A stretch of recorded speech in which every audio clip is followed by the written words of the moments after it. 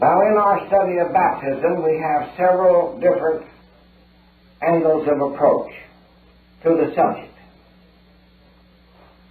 I have chosen for my first approach the Scriptures. And I'm going to read to you from the 6th chapter of the book of Romans. Now, you're going to find it difficult to understand this. We are finding it increasingly difficult to understand the language of the Scriptures. First, it's so allegorical, and then written in uranographical and zodiacal symbolism, that it makes it difficult to ferret it out and understand it. That is one of the principal reasons, I believe, why it is so little read. While it's the bestseller, the Bible is the bestseller of any of the books published, yet it is so little read. And I believe that is due to the fact that it is so difficult to read, because there's no way, shape, and form of getting any meaning out of it by taking it literally, or historically, or geographically. You have to penetrate the symbolism of the allegory and the parable and the story and symbolical representations and so forth to get any approximation of meaning. Now, I'm of the opinion that one has to liberate himself and develop an orientation of his consciousness on a higher octave out of the psychic world, out of all feeling and emotions, that means,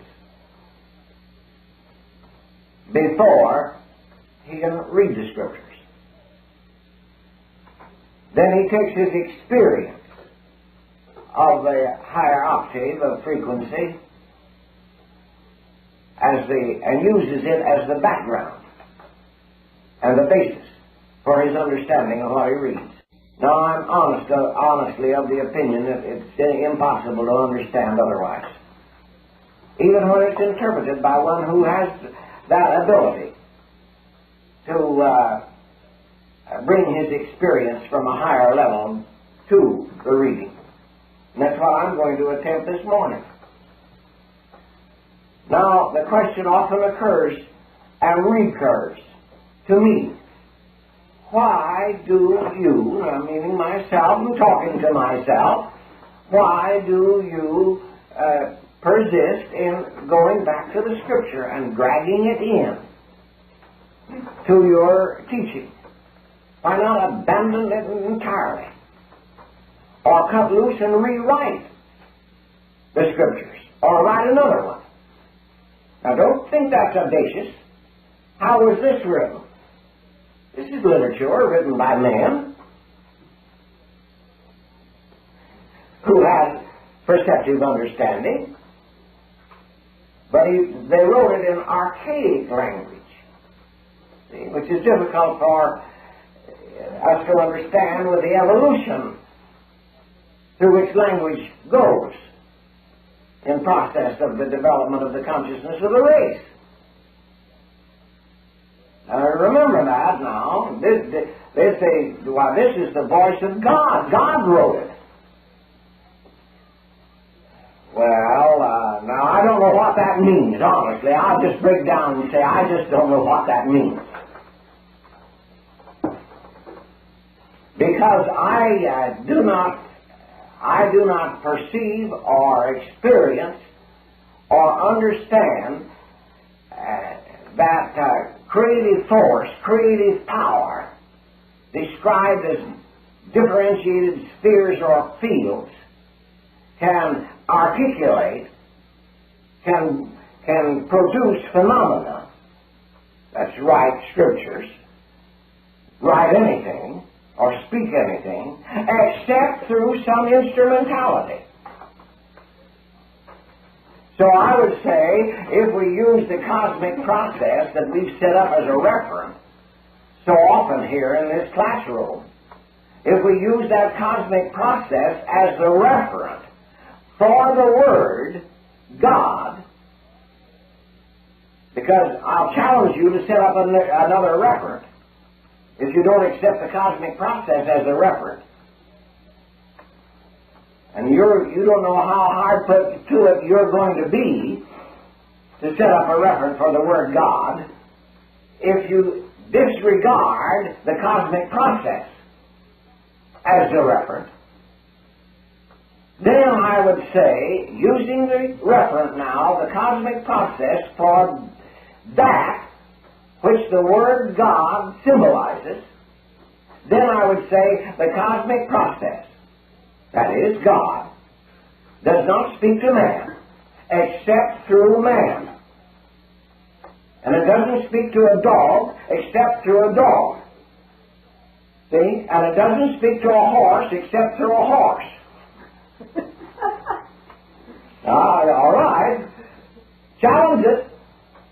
That means disprove it. Now here is the winter of our discontent. It doesn't speak to the gods except through a God. And the gods can communicate with each other, but they can't communicate with the humans, with the mortals. See that? The moment the gods try to communicate with the mortals, they get in all sorts of difficulties. All right, you try to communicate with the animals. As a mortal, communicate with the animals. Try it. It isn't any greater difficulty for a mortal to communicate with the animals than for the gods to communicate with the mortals. There's no greater difficulty.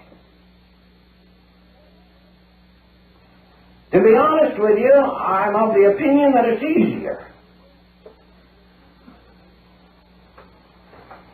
Because the animal will at least feel your frequency and not misinterpret it or misunderstand it.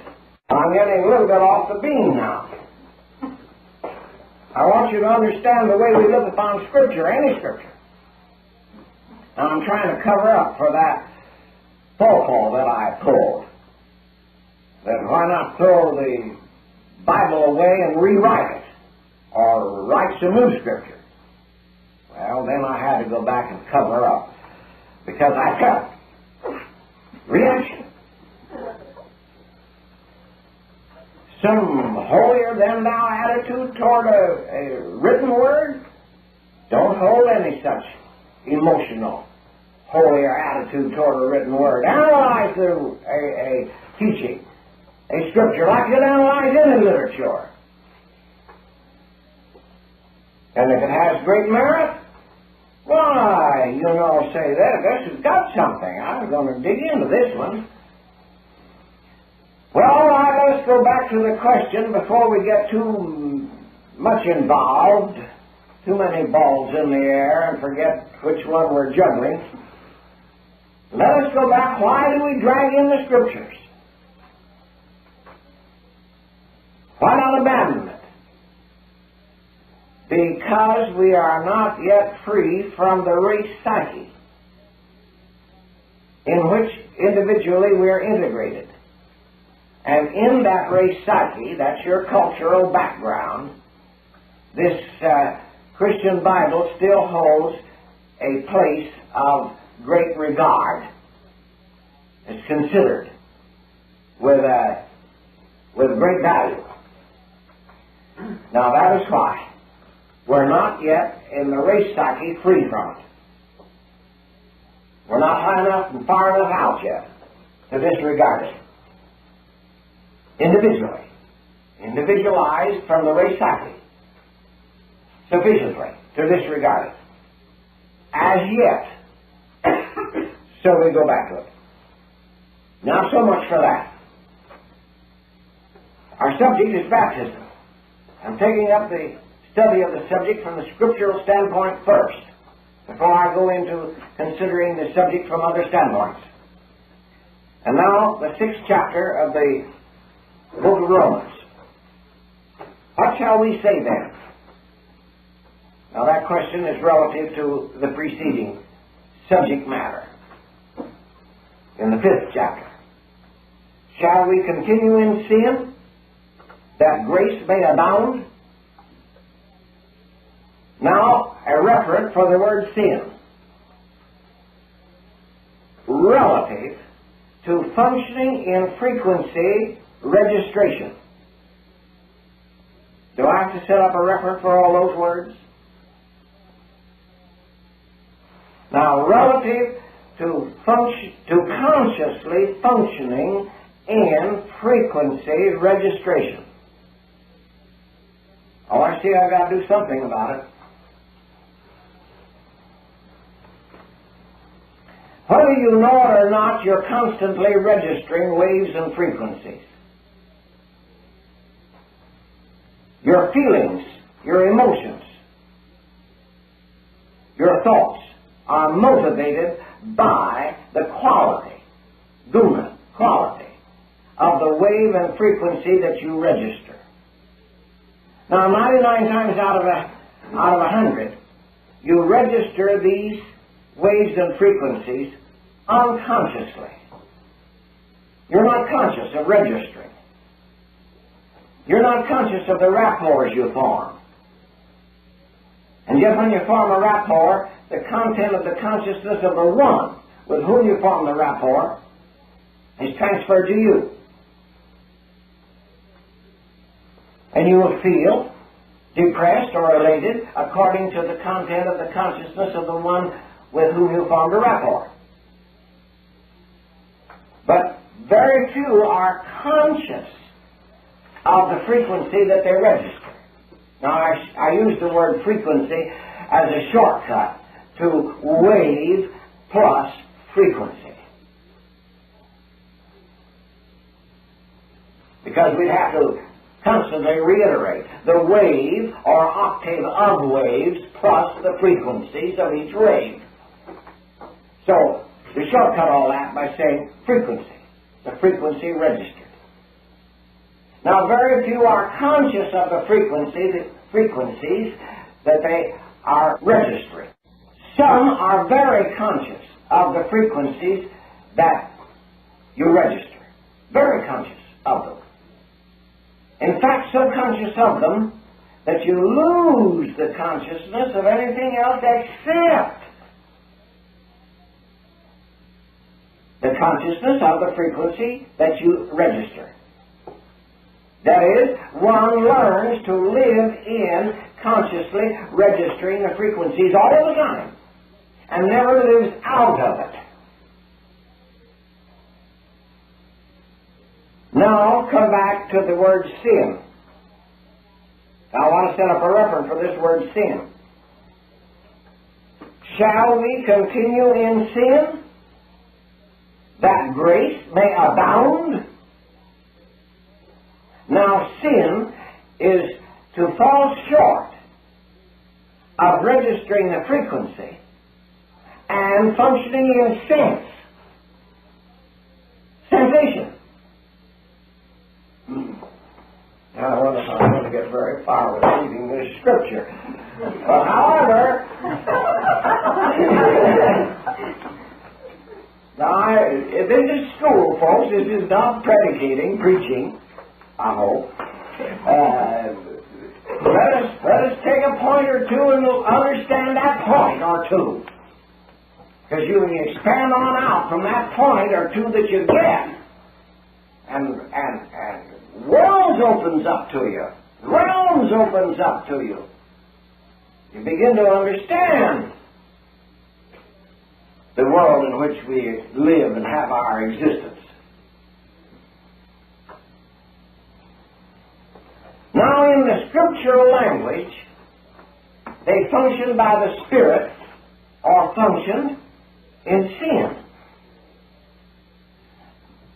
Of course, the priests and the preachers have interpreted that word sin by setting up moral codes. And then if you violate the moral code that's been set up, you sin. And if you live up to the moral code that's set up, you don't live in sin. Now, I call that all erroneous to understand the Scriptures. Because if you would go from country to country, you'll find different moral codes, and both having the same Scripture.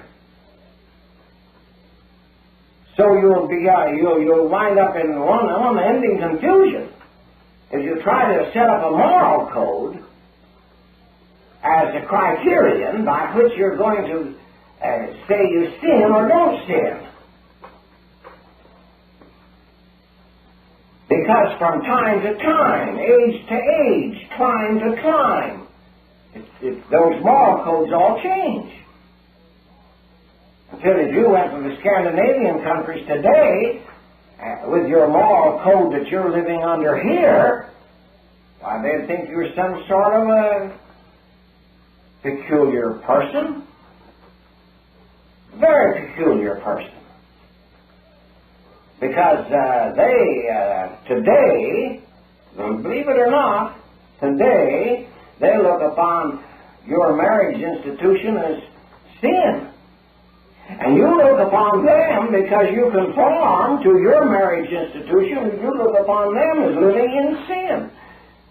See, so no moral code can be the criterion by which you can set up what's sin and what is not sin. Now, without laboring the point,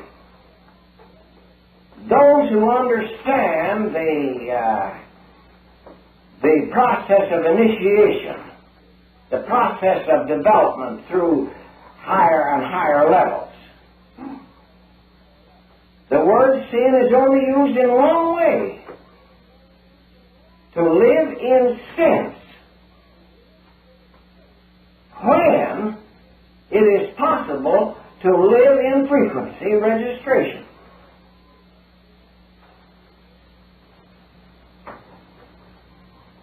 Now, if you drop out of frequency registration, you only have one resort, you know. That is sensation. When you see, register frequency through the eye and optic nerve, you see, it's sensation, isn't it? Seeing, hearing, smelling, tasting, touching, is that not sensation? You live by sensation. Now, supposing it was possible for you to live by frequency registration and understand the guna, the quality of the frequency that's coming into your field, because you can know the quality of the frequency the moment it hits your field, before you registered it. That is the character, the quality, the guna of the frequency. As soon as it hits your field, you know the quality of it. So that you can reject it or allow it on into consciousness. So you act upon it or have it in consciousness. Now, after the ability to function in frequency and consciously know the quality, to fall out of that and go back and function in sensation is to function in sin. Sin means sense. Now, relative to the conscious functioning in the frequency world, not relative to a moral code that's arbitrarily established. Now, Paul says, shall we continue in sin that grace may abound, that we may be saved from it? Because we're saved by, not by conscious election, not by conscious effort, but by the registry of a higher frequency, by the coming in of the Christos. The Christos power from a higher level that comes into our consciousness is the Redeemer. From sin, from sense, functioning. Next verse or just see that? You have to get out of sin, out of sense, and function for quite a while on that other level. Consciously in the frequency world and consciously in its knowing its guna, its quality, or its range of qualities as they register upon you. And then, relative to that period of functioning, go back. Limited now, get cut off some way or other, or deliberately focus your consciousness on a lower level, and cut yourself off temporarily, and have nothing else left by which to function except sensation. See, sense. Then, shall we live in sense in order to be redeemed from it? Or shall we accept our redemption once and for all and get out of sin, sense, and function in frequency and its guna, its quality? All right. Now, Paul says, God forbid that we do that. Now, it reminds me one time that I concentrated my creative forces and my energies and my, elan, vital, or what have you, on healing. Did a lot of healing work. And I had a patient that was very responsive to my thought, my frequency, my consciousness I would hold, and would just respond, and the aches or pains or what had happened, the troubles all disappeared easily. Well, I thought that was remarkable. Because I used to look upon the effect of the force on another just as impersonally as if the force is coming through some water spout or something else. I was so impersonal about it. But she came back next week. All through the rigmarole of oming and meditating and raising my consciousness, giving her treatment. I come back the next week. Not because the force was not effective. And finally I said, what are you coming back here for? Oh, she says the treatment is so wonderful. Well, I said, you're coming for a shot in the arm. Every week you got to get another shot in the arm. Using the force like shot in the arm. Now, she was here illustrates the point. Shall we live in sin that grace may abound? She wanted to constantly be redeemed for the pleasure of redemption. Paul says, God forbid. That is, God forbid simply means that's not in the order, natural order. That's not in the cosmic process. It's not natural order. That is, it isn't cricket. See? It isn't cricket. It isn't natural order. That, God forbid, that's all that means. It isn't cricket.